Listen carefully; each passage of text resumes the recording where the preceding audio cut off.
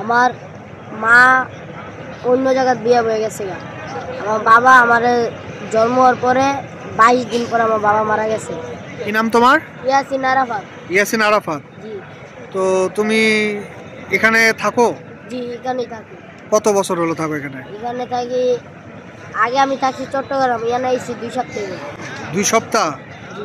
চট্টগ্রাম। জি। তোমার দেশের বাড়ি কোথায়? আখাউড়া। আখাউড়া। জি। সো তুমি এই পথে পথে কেন থাকো, রাস্তাঘাটে বা এরকম থাকার কারণটা কি?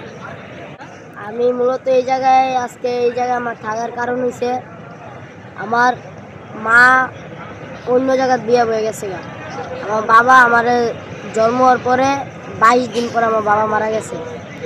তারপরে তো আমি আমার বোনের কাছে বড় হয়েছি। আমরা 2 ভাই 1 বোন। আমরা 2 ভাই আমার বড় বোনের কাছে বড় হয়েছি। আমার বড় বোন আমার 2 ভাইরে পালছে, বড় করছে। আমার বড় ভাইও এই যে উত্তর বাড্ডা হোসেন মার্কেট থাকে, আমার বোনও উত্তর বাড্ডা হোসেন মার্কেট থাকে।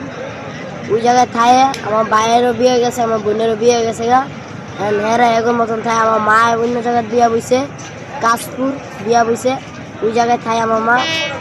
আমি মার কাছেও থাকতারি না, আমার বোনের কাছে থাই, মাঝে মাঝে থাই, আবার মাঝে মাঝে আয়া করি। যখন ভাল লাগে ওই জায়গায় থাই। মা নাই, বাবাও নাই, বোনের কাছে থাকতে এত ভালো লাগে না, লেগে আমি বোনের কাছে থাই না। কতদিন হলো তুমি আছো এই যে চট্টগ্রাম এবং এয়ারপোর্ট সহ? কতদিন হলো? কতদিন না, আমি কদিন পরে পরই যাই, যা বোনের লগে থাই, ভাইয়ের লগে থাইকা যখন আমার ভালো লাগে তখন আমরা বাড়ির থেকে আইসি, এখনো যাই নাই, যামু আরো 2-3 দিন পর যামু আমার বাসায় যামু। এই কাপড় চোপড় কিনা নতুন কাপড় চুরি করে যামু। আমি বাসার থেকে বাড়িছি হয়তো আপনার 1.5 মাস 2 মাস হয়ে যাবো। আমি চট্টগ্রামে আসলাম, ওই জায়গাতে থাইকা আমার বাসায় যাওয়ার মন কইছে, এর লাগে আমি যেন আইছি। আমি যেন কয়েকদিন ধরে থাকতেছি, সপ্তাহখানেকের মতন থাকতেছি। নতুন কাপড় চোপড় কিনা পরে যাম বাসায়। তো তোমার এখানে থাকতে কি কি সমস্যার সম্মুখীন হও তুমি? এখানে থাকতে আমার সমস্যার মোকাবেলা করতে হইলে রাইতে শীতের দিন এখানে যে থাকবো, কম্বল নাই, অনেক মানুষেরই কম্বল দেয়, কিন্তু বীরের ভিতরে গেলে কম্বল চাইলে এরা কম্বল যদি দেয় 100টা, এরা 20টা 22টা দিয়া বাকি এরা নিয়ে বিচ চালায়। সরকারের তো কম্বল দেয়, মানুষের দেওয়ানোর লেগা, স্টেশনে পোলাপান করে দিয়ে দেওয়ানোর লেগা, এরা কম্বল নিয়ে অর্ধেক দেয়, অর্ধেক নিয়ে বিচ চালায় দোকানে বিচ চালা। আবার কম্বল যদি দেয় 22টা দেয়, ওই চীনা পরিচয় যারা মানুষ অগরে খালি কম্বল দেয়। চীনা পরিচয় মানুষ যারা স্টেশনের ভিতরে দোকানদার অগরে কম্বল দেয়। আর কাঙ্গালিরা গিয়া কম্বল চাইলে আর দেব না, এই করে জারি মারে, কম্বল দেওয়ার শেষ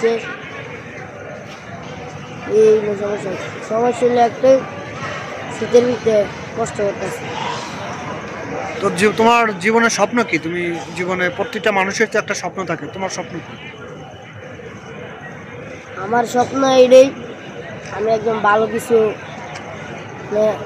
মানুষের উপকারে যাতে আইতারি, এমন কিছু একজন উপকারে আইতে পারি, মানুষের যাতে উপকার করতে এমন কিছু। আর সারাদিন যে খাও, এটা খাবারটা কোথা থেকে আসে? বোতল টোকাও? আবার না, এই যে যেমন ট্রেন আইলে ট্রেনেতে মানুষের বাড়ি ব্যাগ নিয়ে যেতে পারে না, যদি নিয়ে যেতে পারে না, তুলে যায় কই আপু দিয়ামুনি, ভাই দিয়ামুনি, যে দিয়াও 50-100 টাকা করে দেয়, এটাই খরচ করি, এভাবেই চলে। জি।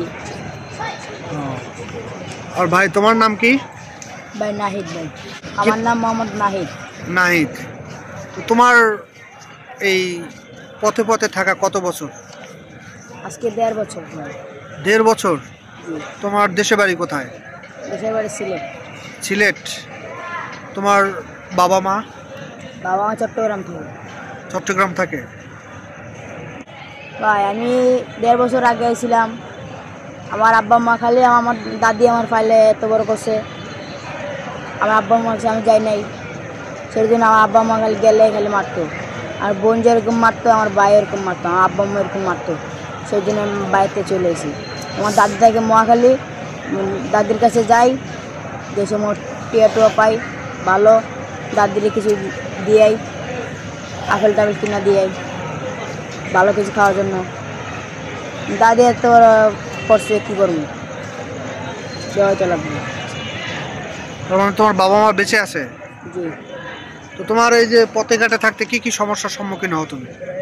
এই তো টাকা না পারলে ভাত খেতে পারি না, ঘুমাইতে পারি না, এই যে রেল লাইন ঘুমান লাগে ঠান্ডার মাঝে ঘুমান লাগে। ওরা যারা কম্বল দেয়, ওরা সরকার দেয় কম্বল, 100 কম্বল দিলে 20টা কম্বল বাড়িতে দেওয়া জায়গা, আর সবগুলো ওরা নেবে চালায়। আমরা যখন যাই, যারা ভালো চিনা ওদের ভালো চিনা পরিচয় ওদেরকে দেয়, আমগুলো দেয় না। আমরা যেগুলো স্টুডেন্ট থাকি আমাদেরকে দেয় না, ওরা নিয়ে বেচা ফেলে।